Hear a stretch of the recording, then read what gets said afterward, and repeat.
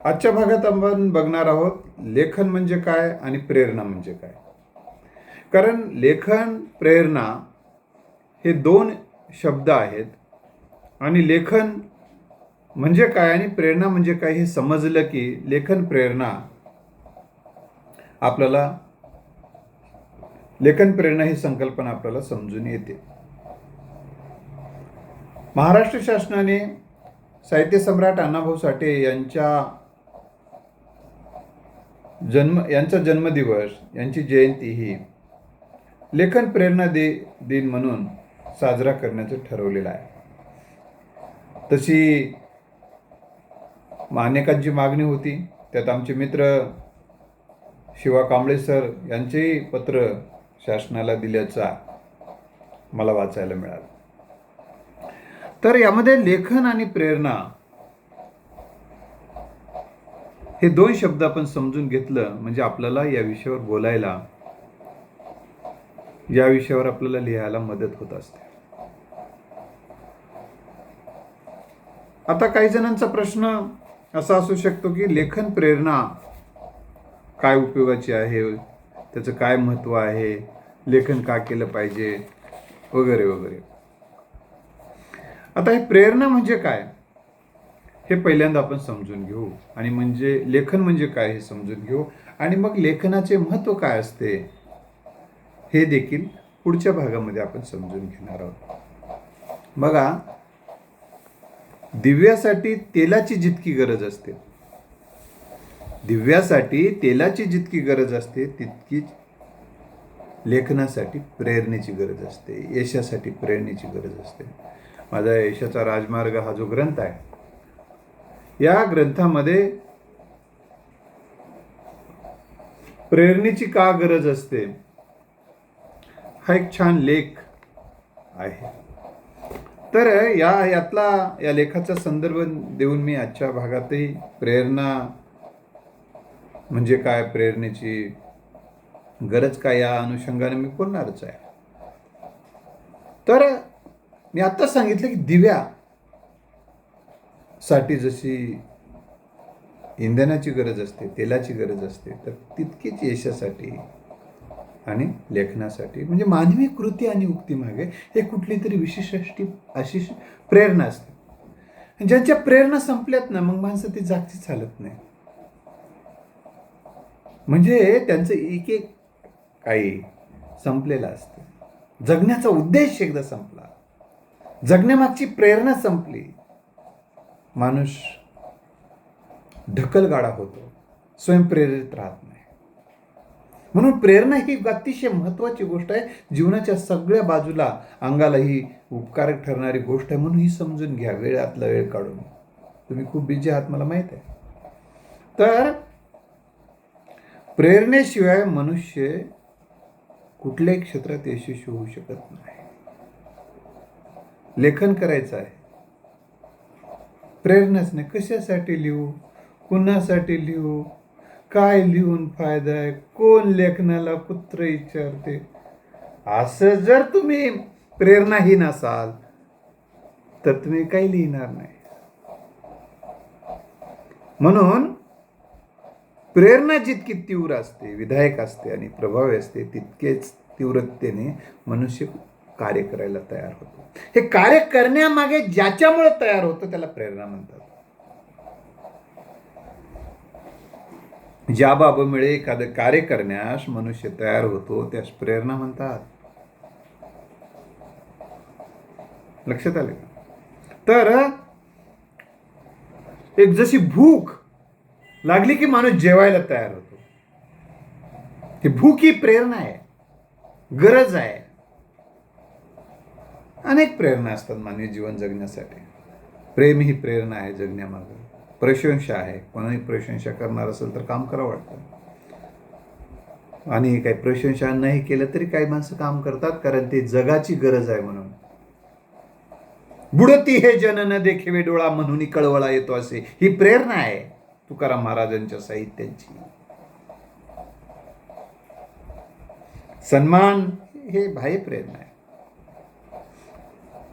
सेवा, मला हे सेवा करायची आहे, सेवेत मला समाधान मिळते म्हणून माझी सेवा करतो, ही प्रेरणा आहे. सेवा ही समाजाची गरज आहे. जे का रंजले गांजले त्यासी म्हणे जो आपुले, तोची साधू ओळखावा देवते तेची जाणा. रंजल्या गांजल्यानं ज्यांना निराधार आहे त्यांना आधार देण्याची गरज असते. त्यासाठी सेवा हे मूल्य खूप महत्त्वाचं आहे. या मूल्यासाठी मी हे मूल्यसुद्धा तुम्हाला प्रेरणा देते. मूल्यवान जगणं प्रेरणादायी असते मित्रांनो, ते स्वतःसाठी आणि इतरासाठी. सत्संग, चांगल्या माणसाच्या सहवासात गेले की चांगलं काम करण्याची प्रेरणा मिळते माणसाला. एखादा पुरस्कार मुळे ही बाह्य प्रेरणा जरी असतील तर एखादा पुरस्कारासाठी सुद्धा माणूस एखादी कृती करायला तयार होतो. तयार होणं ही प्रेरणा आहे. पदासाठी, धनासाठी, एखादा माणूस एखाद्या गोष्टीचं भय वाटत असेल तर त्या भयातून मुक्त होण्यासाठी काही कृती करतो. शांती, समाधान, प्रसिद्धी, सहकार्य मिळवण्यासाठी, स्वातंत्र्य मिळवण्यासाठी सुद्धा माणूस स्वातंत्र्य मला पाहिजे या गोष्टीतून म्हणून सुद्धा माणूस कृती आणि युक्ती करतो. अधिकार गाजवायला ज्याला आवडते त्या अधिकार प्राप्तीसाठी माणसं ते एखादं अधिकारी पद मिळवण्यासाठी प्रयत्न करतात. सुखसोयी, वैभवशाली जीवनाचे घडलेले दर्शन, तेव्हा माणसाला प्रेरणा मिळते. उत्कृष्ट जीवन जगण्याची आंतरिक तळमळ ही एक प्रेरणा आहे. म्हणजे हे प्रेरणेचे काही एक पैलू तुमच्या लक्षात यावा म्हणून मी हे सांगतोय. प्रेरणा माणसाला कार्यप्रवृत्त करत असते. मग आता आपण लेखनाच्या संदर्भात पुढे बघणारच आहोत. कार्यप्रवणता हे जीवनाचे इंधन असते, म्हणजेच ती प्रेरणा असते. प्रेरणा म्हणजे जीवनातला खळखळता झरा. प्रेरणा असणारी व्यक्ती तीरावर पोहून जाते, इतरांना तशी प्रेरणा देते. विधायक प्रेरणा नसलेली व्यक्ती वाहत जाते, इतरांनाही वाहत नेते. उज्ज्वल प्रेरणेच्या अभावी मनुष्य आपले जीवन आळसात घालतो, उद्देशहीन जगतो. असा मनुष्य प्रवास करत नाही तर भटकत राहतो. जसे गाडीतील इंधन संपल्यावर गाडी धावू शकत नाही, चालू शकत नाही, तशी प्रेरणा संपलेला व्यक्ती जीवनात काहीही नवे निर्माण करू शकत नाही. म्हणून प्रेरणेच्या बळावर अडचणीचे पर्वत हलवता येतात, आणि ज्यांच्या प्रेरणा संपल्या ती जागचीच हलत नाहीत. म्हणून इतकी प्रेरणा महत्वाची असते. तर मित्र, हे प्रेरणा तुम्हाला समजली असेल काय प्रेरणा आहे, कशासाठी आहे. त्या प्रेरणेचे आणखीन काही संदर्भ मी तुमच्या समोर ठेवतो, म्हणजे हा विषय समजायला अजून सोपा व्हायला. ध्येयाकडे सातत्याने वाटचाल करण्याची जी आंतरिक शक्ती आहे. काही माणसांना वाटते यानं हे का करत असल, याच्यात याला काय पडलं असल. अरे बाबा, त्याचं जे काही ध्येय ठरलेलं आहे, ते ठरलेलं ध्येय प्राप्त करण्याची आंतरिक तळमळ आणि तगमग जी आहे, मग माणूस झपाटून कामाला लागतो. हे झपाटले पण प्रेरणाचं रूप आहे. खरे म्हणजे प्रेरणा हे ज्वलंत असतील जगण्याच्या, तर माणूस दीर्घायुष्य पण राहतो.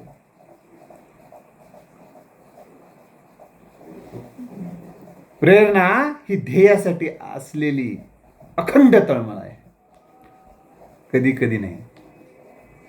प्रेरणा म्हणजे अंधारातही प्रकाशाची जाणीव करून देणारा श्वास. प्रेरणा म्हणजे अंधारातही प्रकाशाची जाणीव करून देणारा श्वास. आता काही जणांना वाटतं आपलं सगळंच संपलं, जगण्याचं प्रयोजन उरलं नाही, आता जगून तरी मी काय करू, असं जे वाटत राहते. आणि मग माणूस निराश, उदास, चेहऱ्यावर 12 वाजले ना, कसं तरी जेवतो, कसं तरी झोपतो, कसं तरी जगतो. जेवलाही कळत नाही, झोपलाही कळत नाही. तर हे जे निष्क्रिय जगणं जे होते प्रेरणेच्या अभावी होते. आणि प्रेरणा माणसाला, अरे अंधार आहे पण उजेड लावता येतो, हा विचार प्रेरणा आहे. अंधार दूर करता येतो, हा विचार मनात उद्भवणं ही प्रेरणा आहे. हे उद्भवलं की प्रेरणा निर्माण होते. यस, असं होते का, मग मी करतो.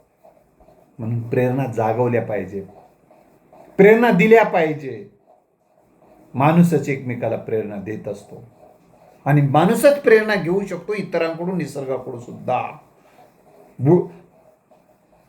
बघा, निसर्ग सुद्धा तुम्हाला प्रेरणा देऊ शकते, फक्त बघण्याची दृष्टी पाहिजे. प्रत्येक माणूस काहीतरी प्रेरणा देतो, ती तशी मात्र माणसाला दृष्टी पाहिजे.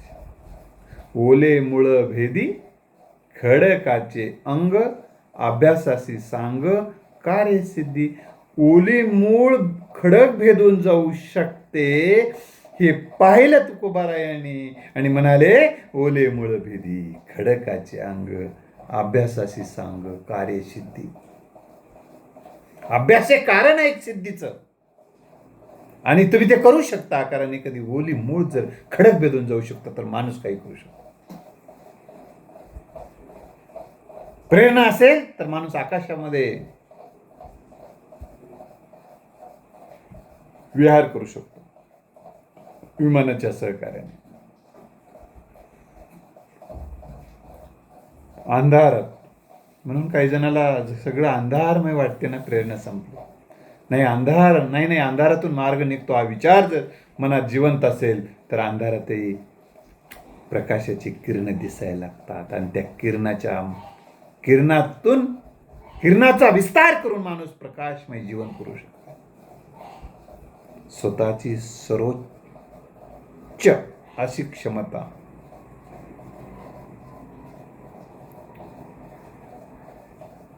प्राप्त करण्याची, साकार करण्याची जी ओढ आहे ना, ही ओढ म्हणजे प्रेरणा. मनी वसे त्याचे आवडे उत्तर, समाचार घ्यावा असे ऐसे वाटे. तुकोबारायांनी ते सुद्धा सांगितले. प्रेरणा एखाद्याला बोलावं का वाटते माणसाला, त्याच्याबद्दल विचारपूस करावं का वाटते, त्याचं आपल्या आयुष्यामध्ये एक स्थान निर्माण झालेलं असते, त्याने आपल्या हृदयात जागा केलेली असते.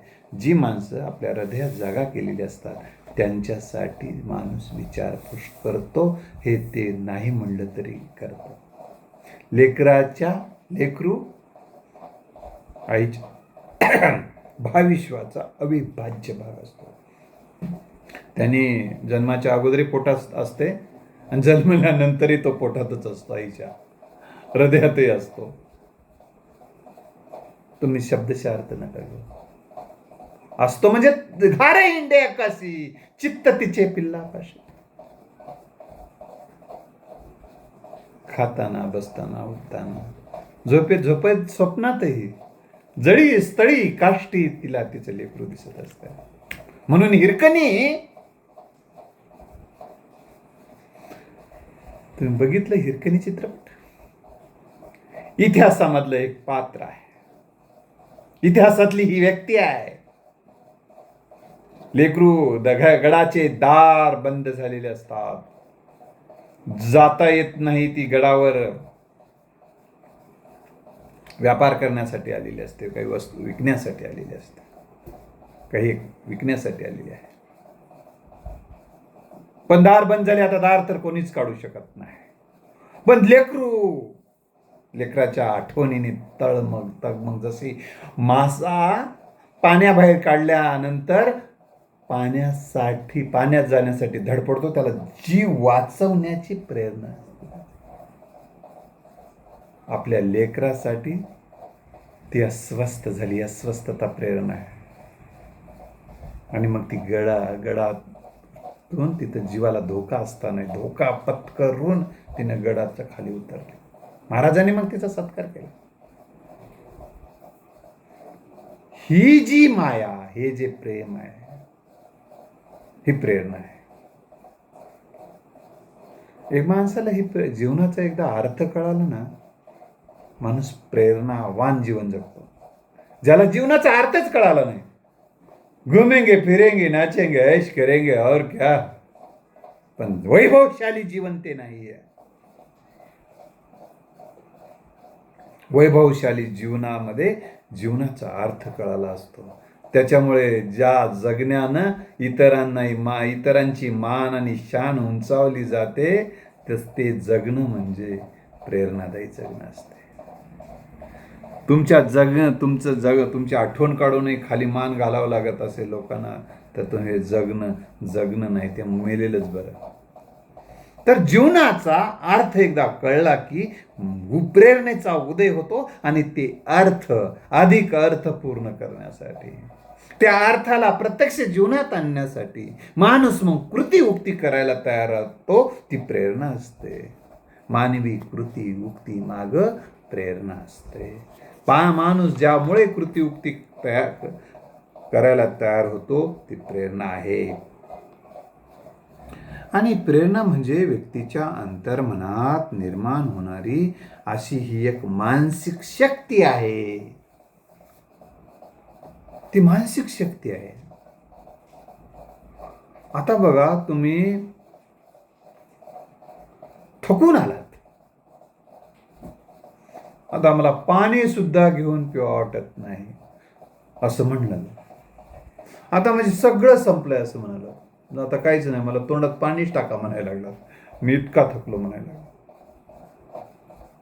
2 घास खाऊ दे, आता इथंच झोपतो, उठून सुद्धा वाटणार आले असं म्हणायला लागलं.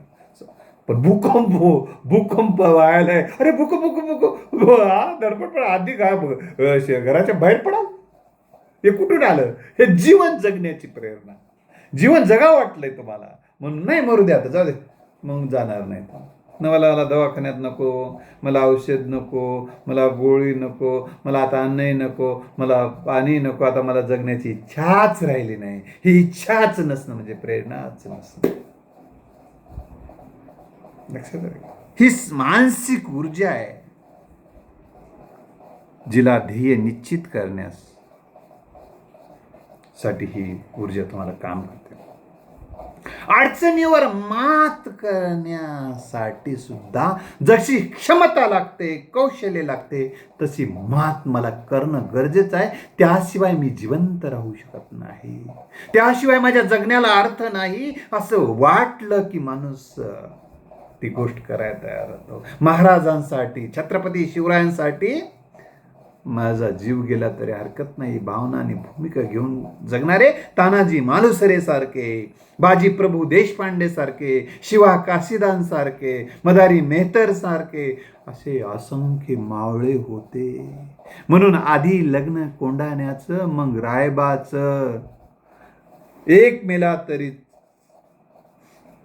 लाख मेले तरी चालतील, पण लाखाचा पोशिंदा मरता कामा नये भावना आणि भूमिका घेऊन पावनखिंड लढवणारे बाजी प्रभू देशपांडे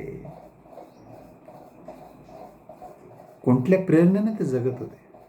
महाराज जगले पाहिजे म्हणजे स्वराज्य जगलं पाहिजे. ह्या प्रेरणा किती महान आहेत. म्हणून महाराजांचं जगणं इतकं प्रेरणादायी आहे की महाराजांवर तर चित्रपट, सिरियलचे ग्रंथ आणि सगळं काव्य आणि कविता कथा निघाल्याच, परंतु त्यांच्यासोबत जगणाऱ्यांचं, त्यांच्यासोबत राहणाऱ्यावर चित्रपट निघाले. हिरकणी व तानाजी मालुसरे असे कित्येकांची उदाहरणं मला देता येतील तुम्हाला. म्हणून मोठी माणसं दुसऱ्याला मोठं होऊ देत नाहीत म्हणतात की नाही. ती मोठीच नसतात, ती लहान असतात. तुम्हाला उभं दिसतात मोठी आहेत म्हणून. इतरांना छोटी करणारी माणसं ती कधी मोठी नसतात, ती लहान असतात. उगं लोक त्याला उगं मोठं म्हणते, हे अज्ञान असते लोकांचं. म्हणून जीवनाचा खरा अर्थ समजून घेण्यासाठी मला साहित्य अभ्यासायचे, जीवन अभ्यासायचं आहे असं वाटणं ही सुद्धा प्रेरणा आहे. आता आपण दुसऱ्या